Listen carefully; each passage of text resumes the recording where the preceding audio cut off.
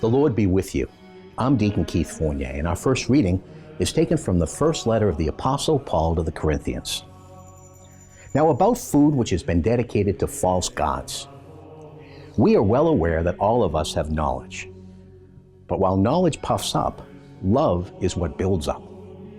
Someone may think that he has full knowledge of something and yet not know it as well as he should. But someone who loves God is known by God.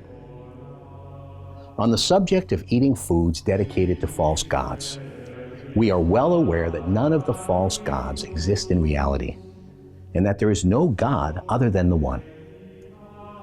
Though there are so-called gods in the heavens or on earth, and there are plenty of gods and plenty of lords, yet for us, there is only one God, the Father from whom all things come, and for whom we exist, and one Lord, Jesus Christ, through whom all things come, and through whom we exist.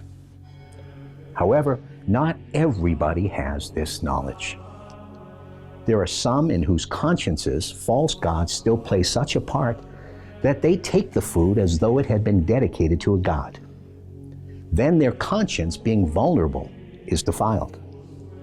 And then it would be through your knowledge that this brother for whom Christ died, vulnerable as he is, has been lost. So sinning against your brothers and wounding their vulnerable consciences, you would be sinning against Christ. That is why, if food can be the cause of a brother's downfall, I will never eat meat anymore, rather than cause my brother's downfall. And our response is taken from Psalm 139. Yahweh, you examine me and know me. You know when I sit, when I rise. You understand my thoughts from afar. You watch when I walk or lie down. You know every detail of my conduct. You created my inmost self, knit me together in my mother's womb. For so many marvels I thank you. A wanderer am I, and all your works are wonders. You knew me through and through. God, examine me and know my heart. Test me and know my concerns. Make sure that I am not on my way to ruin, and guide me on the road to eternity. In a reading from the Holy Gospel according to St. Luke, Jesus said, "But I say this to you who are listening. Love your enemies. Do good to those who hate you. Bless those who curse you. Pray for those who treat you badly. To anyone who slaps you on one cheek, present the other cheek as well.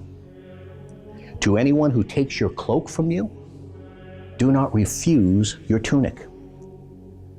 Give to everyone who asks you, and do not ask for your property back from someone who takes it.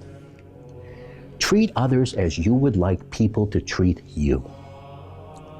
If you love those who love you, what credit can you expect? Even sinners love those who love them. And if you do good to those who do good to you, what credit can you expect? For even sinners do that much. And if you lend to those from whom you hope to get money back, what credit can you expect? Even sinners lend to sinners to get back the same amount. Instead, love your enemies and do good to them, and lend without any hope of return. You will have a great reward, and you will be children of the Most High, for He Himself is kind to the ungrateful and the wicked.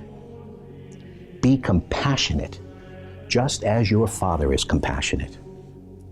Do not judge, and you will not be judged. Do not condemn, and you will not be condemned. Forgive, and you will be forgiven.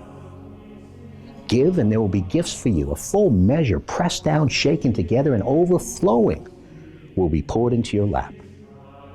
Because the standard you use will be the standard used for you. The Gospel